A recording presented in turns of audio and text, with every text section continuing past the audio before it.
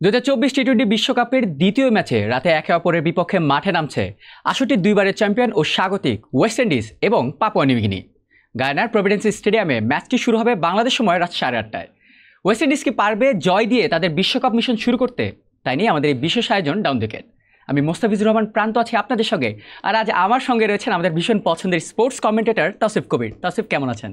ভালো, খুবই ভালো আছি। The world cup season has started, so অবশ্যই it's now all about cricket. Right. আমরা এই সামনের ম্যাচটির আগে আমরা যদি একটু প্রথম ম্যাচটি নিয়ে একটু কথা বলি, USA versus Canada. What a match! এমন একটা পিচে আপনার কাছে আমি যদি সবার আগে জানতে চাই, বাংলাদেশের কি 200 করার অ্যাবিলিটি থাকতো? মানে almost 200। Well, that's very critical question right now. হয়তো অ্যাবিলিটি আছে, বাট কারেন্ট ফর্মের বিবেচনায় একটু ডাউট কিন্তু আসছে। সেটা আমার মনেও আসবে, আপনার মনেও আসবে। ব্যাটারদের একটা ফর্ম কিন্তু খুবই ডিক্লাইন্ড হয়ে আছে। তারা প্রস্তুতি ম্যাচেও যে খুব একটা ভালো করতে পেরেছে এমন কিন্তু নয়। তারা যে প্র্যাকটিস ম্যাচটাতে যে একটা হয়তো বা গ্লিমস দেখাবে যে yes we are coming back on to the flow, সেরকম আমরা কিন্তু কিছু দেখতে পারিনি, specially from the openers. Again if we talk about Tanzid Tamim, তিনিও ক্লিক করেননি। Liton is still on the off form. Soumya Sarkar তিনিও কিন্তু অফ ফর্মেই রয়েছেন। সো এই জায়গাটায় একটা চিন্তা অবশ্যই থাকবে। Later on the middle part, the good thing is Mahmudullah Riyad is still continuing. যে ফর্মটা নিয়ে দেশ থেকে গিয়েছেন সেটাকে কিন্তু কন্টিনিউ করেছেন। সো এখানে অবশ্যই একটা চিন্তা কিন্তু চলে আসবে। আর ইউএসের মতো মাঠগুলোতে যখন আপনি খেলবেন তখন ডেফিনেটলি আপনাকে একটা হাই টোটাল রাখতে হবে। If you are throwing the total against your opponent chase করতে গিয়ে চোখ করবে, আপনাকে ম্যাচ বের করে আনতে হবে। This is the game plan, simple ভাষায় যদি বলি। সো ইয়া, কারেন্ট ফর্ম বিবেচনায় একটু কিন্তু ডাউট থাকছে প্রান্ত। দেশ ছাড়ার আগে যুক্তরাষ্ট্রের উদ্দেশ্যে ক্যাপ্টেন নাজমুল হোসেন শান্ত বলেছিলেন যে আমরা যদি আমাদের অ্যাবিলিটি হচ্ছে কাইন্ড অফ 160 থেকে 170, এই রান করলে বোলারদের দায়িত্ব হবে তাদের সেটা তার ডিফেন্ড করা। কিন্তু 160 থেকে 170 বর্তমান যুগে টি-20, স্পেশালি আমরা আইপিএল দেখার পর যদি বলি বা এইরকম পিচে আমরা যদি বলি, সকালেই যেহেতু ইউএসএ 194 চেস করে ম্যাচ জিতলো, এইরকম পিচে 150 থেকে 170-এর মধ্যে রান কি ডিফেন্ড করা পসিবল আদৌ? It's tough. দেখুন, আমি একটা ম্যাচের রেফারেন্স যদি টানি, ইউএসএর মাঠে কিন্তু আমরা ওয়েস্ট ইন্ডিজের অ্যাগেনস্টে একটা টি-20 খেলেছিলাম। ইনফ্যাক্ট দুটো টি-20 খেলেছিলাম। সেখানে কিন্তু আমরা 200 অড চেস করে ম্যাচটা জিতেছি। সো 160-70 যেটা প্রান্ত আমরা বলি ক্যাপ্টেন বলে গেছে, সেই জায়গাটায় কিন্তু আমরা একটু হলেও সন্দেহের দানা নিজেদের মধ্যে বাঁধতেই পারি যে একটু হয়তো কম হয়ে যাবে। But again on the good note, যদি পজিটিভ ইন্টেন্ট রাখি, বোলার্সরা কিন্তু খুব ভালো ফর্মে আছে। দো শরীফুলের ইঞ্জুরিটা একটু হলেও আমাদের জন্য হতাশাজনক। ব্যাক ইন দ্য লাস্ট টি-20 এবাদত হোসেনকে আমরা খুব মিস করেছিলাম। Now it's Shariful. হোপফুলি খুব তাড়াতাড়ি রিকভার করে ব্যাক করবেন, কারণ প্র্যাকটিস ম্যাচটাতে কিন্তু শরীফুল খুব দুর্দান্ত বোলিং করেছেন অ্যান্ড লিটারেলি ইন্ডিয়ান প্রত্যেকটা ব্যাটারকে কিন্তু ভুগিয়েছেন। সো তার ইনক্লুশনটা খুবই ইম্পর্টেন্ট। অ্যান্ড ব্যাক করার পরে তিনি কতটা অন দ্য সং থাকবেন, that's also important. But again coming on to the point, 160-70 is a bit low when you are playing against the big teams, এবং প্রত্যেকটা ব্যাটার যেখানে কিনা পিন হিটিং মেন্টালিটি নিয়ে আছে and going for the big shots. 160-70 বোলারদের defend করা tough, but at least এখান থেকে যদি 20 অড রানস মোর করতে পারি, আমরা কিন্তু দেখতে পাচ্ছি যে একটা ফাইট দেওয়া যাচ্ছে। So 160-70 is not a fighting score. At least 20 more runs is required, যখন কিনা বোলাররা জান প্রাণ দিয়ে ডিফেন্ড করার চেষ্টা করবে। রাইট। আমি যদি আজকে প্রথম ম্যাচটির কথা যদি বলি, ইউএসএর ব্যাটার অ্যারন জোন্স, তিনি 40 বলে 94 রানের একটি ইনিংস খেলেছেন।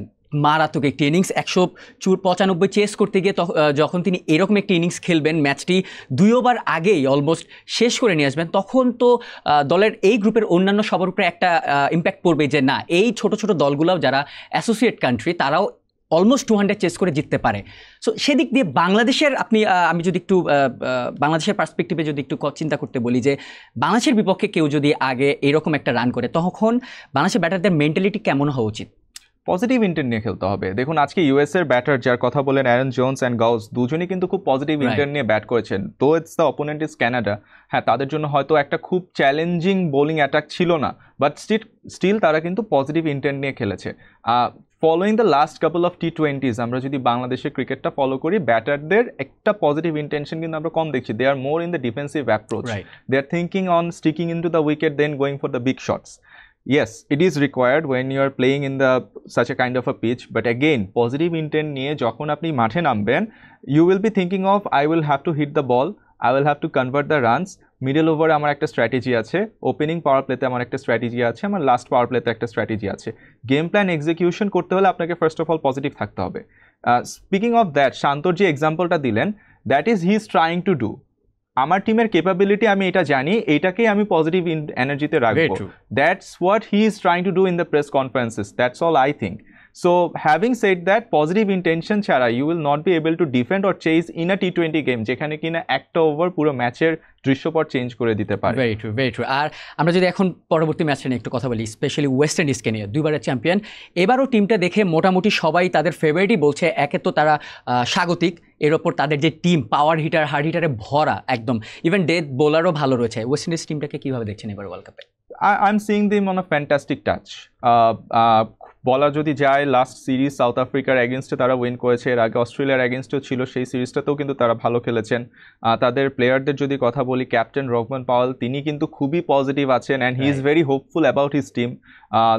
We can see there are very quick fast bowlers starting from Joseph Alzarri to others, প্রত্যেকে অন টাচ রয়েছে। এবং সব থেকে পজিটিভ যে ব্যাপারটা সেটা হচ্ছে তাদের মাঠে খেলা হচ্ছে, they are the host nation. Exactly, তারা রিসেন্টলি আইপিএল খেলে আইপিএল মাতিয়ে তারা ন্যাশনাল টিমে জয়েন করেছে। Exactly, they are in a good touch, in form, their home ground, all the positive sides are on their part. একটা যেটা ব্যাপার সেটা হচ্ছে হোস্ট নেশনের T20 জেতাটা। I think West Indians will try to do that. As a host nation, we will win the World Cup. Definitely they are in fine touch, and তারা যদি properly click করতে পারে, previous records হয়তোবা তাদের পক্ষে নেই, but if they can click, they are going to give us some surprise and entertainment for sure. Right, আমরা যদি ওয়েস্ট ইন্ডিজের একটু T20-তে রিসেন্ট ফর্মটা যদি একটু দেখে আসি, লাস্ট 3টা ম্যাচে কিন্তু ওয়েস্ট ইন্ডিজ ম্যাচ জিতেছে।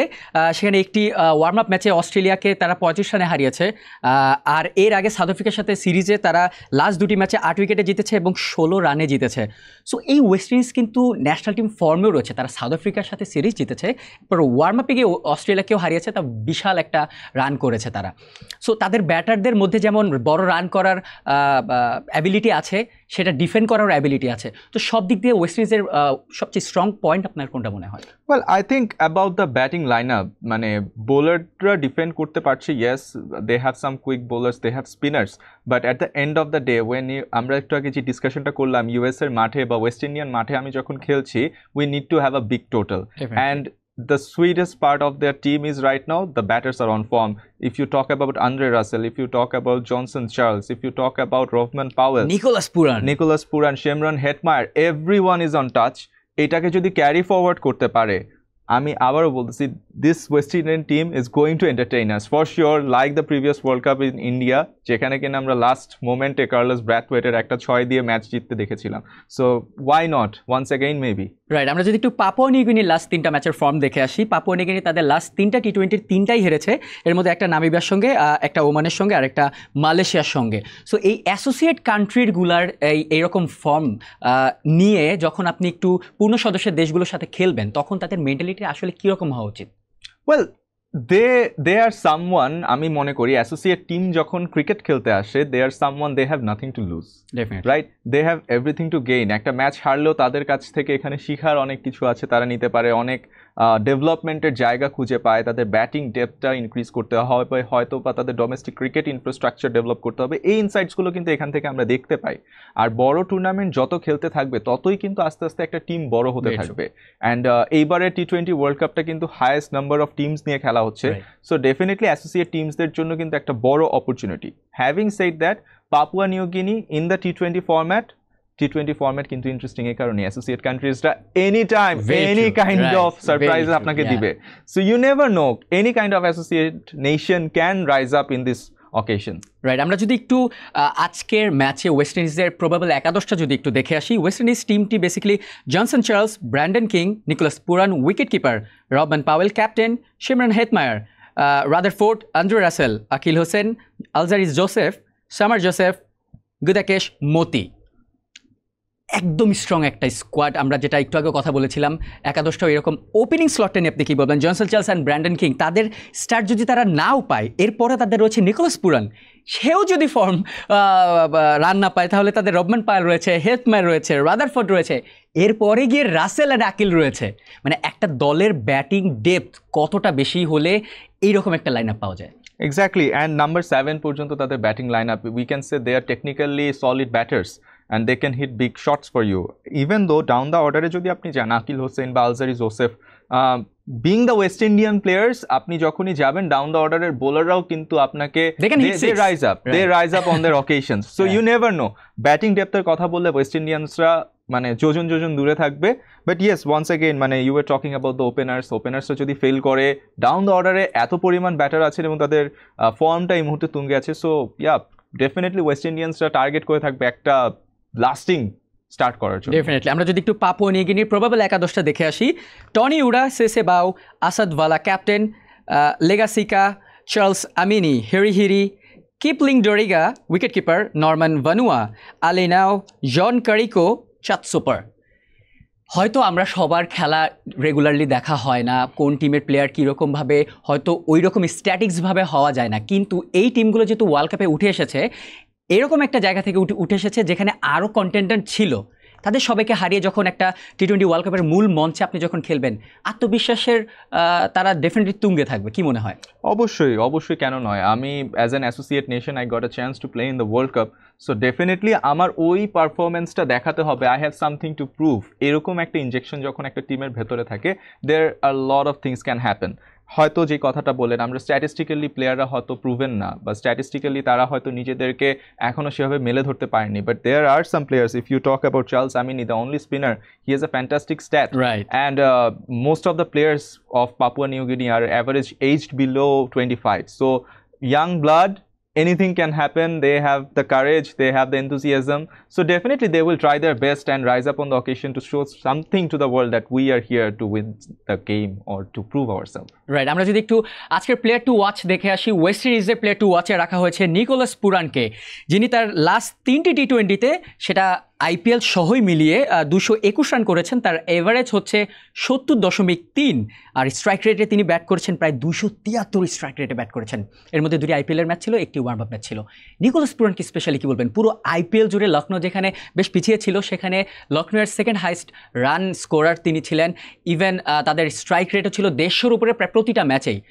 এই আইপিএলটা কি আসলে ওয়েস্ট ইন্ডিজের প্লেয়ারদের এভাবে ন্যাশনাল সাইডে কি অনেকটা কাজে দিবে কিনা? ওয়েল, ফর্ম, কনফিডেন্স, এই দুটো জায়গায় হয়তো দিবে। when you are playing in the West Indian soil, আমরা জানি স্বাভাবিকভাবেই পেসাররা on the early first 5 or 6 overs তারা একটা অ্যাডভান্টেজ পায়, বাট পরবর্তীতে স্পিনার্সরা গিয়ে কিন্তু পিচ থেকে আবার এক্সট্র্যাক্ট করে। সো হ্যাঁ, কিছুটা স্লোইশ উইকেট হয়ে যায় প্রথম 5-6 ওভারের পরে বা 10 ওভারের পরে। সো একটু হলেও পিচের প্যাটার্নটা ডিফারেন্ট হবে। আইপিএলের খেলাগুলো আমরা জানি একদম সলিড ব্যাটিং ট্র্যাকে খেলা হয়, it is expected for a huge amount of runs.